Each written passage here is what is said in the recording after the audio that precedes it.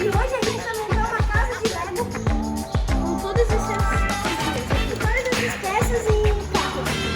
Então, para começar, a gente precisaremos de 4 paredes. Aqui também precisamos de um chão.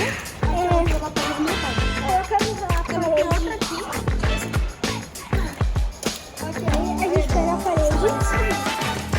A gente pega a parede. Aqui, ó, mãe.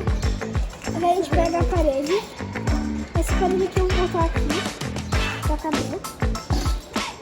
Daí, depois a gente pega o telhado que eu fiz aqui. O telhado da casa. Ele vem... Ela tá se caindo porque eu não fixei a peça aqui embaixo. Aqui, ó, aqui. Eu gosto de uma coisa também. Daí eu vou colocar aqui.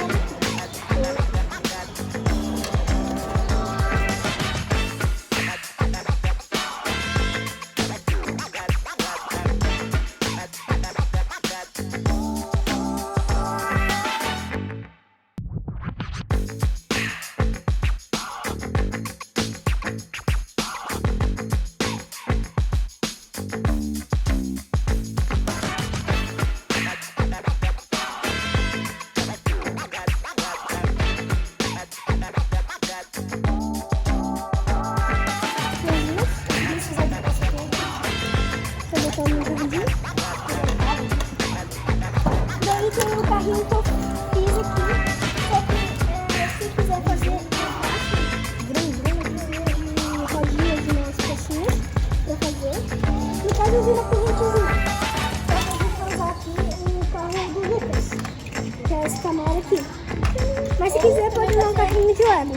Mas pode ser Hot Wheels. No caso, o carro vai entrar ali. Cabem vários tipos de carro, né? Até 2 carros na garagem. E daí aqui em cima, a cadeirinha. Pequenininha.